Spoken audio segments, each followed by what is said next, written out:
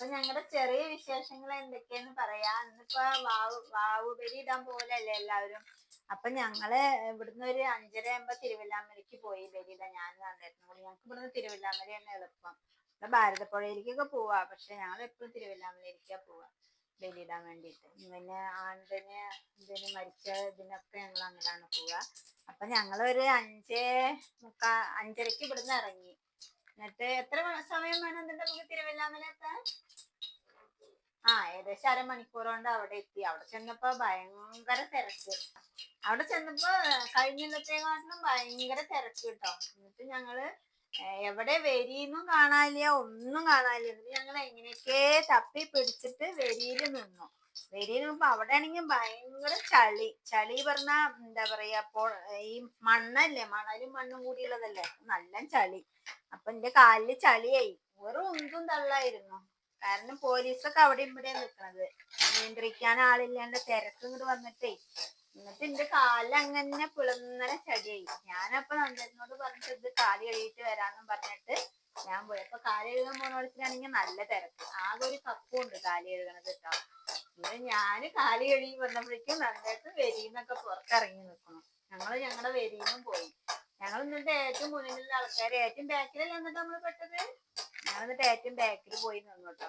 ഇത് ബലിയിടലൊക്കെ കഴിഞ്ഞിട്ട് അവിടെ ബലിയൊക്കെ നന്നായി ഇതായിട്ട് ഇട്ടു. അതൊക്കെ മനസ്സിന് ഭയങ്കര ഇതായി, സന്തോഷായി. ബലിയൊക്കെ ഇട്ട് കഴിഞ്ഞിട്ട് അവിടെ ചുക്ക് കാപ്പി ഉണ്ട്. ചുക്ക് കാപ്പി അമ്പലത്തിന്റെ അവിടെ ചുക്ക് കാപ്പി ഉണ്ട്. അത് ഞാൻ കുടിച്ചില്ല, കാരണം സ്റ്റീലിന്റെ ഗ്ലാസ്സിലാണ്. അപ്പൊ അത് അങ്ങനെ പിടിക്കില്ല. പൊതുവെ ഞാൻ ചായക്കടയിൽ നിന്നും ചായ കുടിക്കാത്ത ആളാണ്. പലഹാരം മാത്രമേ കഴിക്കുള്ളൂ, ചായ കുടിക്കില്ല. റോഡിലേക്ക് കയറിയപ്പോ മെയിൻ റോഡില് എന്താ പറയാ, കടലാസിന്റെ ഗ്ലാസ്സില് ചുക്ക് കാപ്പി കൊടുക്കുന്നുണ്ട്. അപ്പൊ അത് വാങ്ങി കുടിച്ചു ഞങ്ങള്. അവിടെ നല്ല തിരക്ക് തന്നെ. എന്നിട്ട് കുറച്ചങ്ങോട്ട് വന്നപ്പോ നേരത്തെ നീച്ചിട്ട് പോയതല്ലേ, കുറെ വരി നിൽക്കുന്നില്ല, ഭയങ്കര വിശപ്പ്. പിന്നെ ഞങ്ങള് തിരുവല്ലാമല അമ്പലത്തിലേക്ക് പോകുമ്പോ സ്ഥിരമായിട്ട് ചായ കുടിക്കുന്ന ഒരു തട്ടുകട ഉണ്ട്. അപ്പൊ ഞാനും നന്ദേട്ടനും കൂടി അവിടെ പോയി ഓരോ പരിപ്പ് വടയും ചായയും കുടിച്ചു. എന്നിട്ട് നന്ദേട്ടൻ അവിടെ കുറെ പലഹാരം ചുടുക്കൻ ഉണ്ടാക്കി വെച്ചിരിക്കണു അല്ലേ നന്ദേട്ടാ, നല്ല ചൂടുള്ളത്. പിന്നെ അത് കഴിച്ചിങ്ങനെ നന്ദേട്ടൻ വീണ്ടും ഒരു പഴംപൊരി വാങ്ങി. പിന്നെ ഞങ്ങൾ രണ്ടാളും കൂടി പകുതി പഴംപൊരി എടുത്തു, വാങ്ങി കഴിച്ചു. എന്നിട്ട് അതൊക്കെ കഴിച്ചിട്ട് വീട്ടിലെത്തിയപ്പോഴേക്കും 5:30 പോയ ആൾക്കാര് വീട്ടിലെത്തിയപ്പോഴേക്കും 10:30. എന്നിട്ട് ഇവിടെ വന്നിട്ട് ദോശ ഉണ്ടാക്കി കഴിച്ചു. അത് കഴിഞ്ഞിട്ട് ഇപ്പൊ ഇതാ ചോറ് തിളക്കണേ ഉള്ളൂ, ഇനി വെന്തിട്ടില്ല. ഇതാ ഞങ്ങളുടെ ഇന്നത്തെ എന്തൊക്കെയാന്ന് ചോദിച്ചിട്ടുണ്ടെങ്കിൽ വെള്ളപ്പയറ് കറിയാണ്. വെള്ളപ്പയറ് വേവിച്ചിട്ട് ഉള്ളി മുളകും കുത്തി വറുത്തിടുക. പിന്നെ ബീൻസ് ഉപ്പേരിയാണ് ഉണ്ടാക്കണത്, ബീൻസ് ഉപ്പേരി. പിന്നെ വൈകുന്നേരം പിന്നെ കാരണന്മാർക്ക് വെച്ച് കൊടുക്കലൊക്കെ ഉണ്ട്. അപ്പൊ ചിക്കനും കാര്യങ്ങളൊക്കെ വാങ്ങണം. ഇതാണ് ഇപ്പൊ ഇന്നത്തെ. പിന്നെ ചമ്മന്തി ഉണ്ട്. മോന് ഉള്ളിയും പുളിയും പച്ചമുളകും കൂടി ഉടച്ചിട്ട് ഒരു ചമ്മന്തി ഉണ്ടാക്കി. 11-11:30 ആയിട്ട് രാവിലത്തെ ഭക്ഷണം കഴിക്കണമെങ്കിൽ, ദോശയും ഇതൊക്കെ കഴിക്കണമെങ്കിൽ. അപ്പൊ അതുകൊണ്ട് ഇന്നിപ്പോ വലിയ കാര്യമായിട്ട് വിശപ്പൊന്നുമില്ല. അപ്പൊ 2-2:30 ആവും ഉച്ചാകുമ്പോഴത്തെ ചോറിന്. അപ്പൊ ഞാൻ അരി അരയ്ക്കുന്നുണ്ടായിരുന്നു വെള്ളയപ്പത്തിന്. അപ്പൊ കുറച്ച് അരിപ്പൊടി എടുത്തിട്ട് തരി കാച്ചിയാണ്. നന്ദേട്ടനപ്പൊ വന്നിട്ട് നോക്കിയിട്ട് ചോദിക്കുക എന്നോട്, ഇന്ന് എന്താ അത്?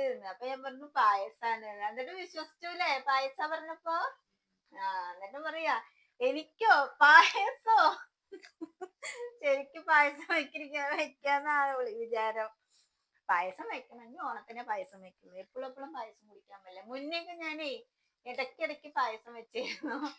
മോനാണ് വീഡിയോ എടുക്കുന്നത്, മോരോന്നിരുന്ന് കളിപ്പിക്കുക അവിടെ.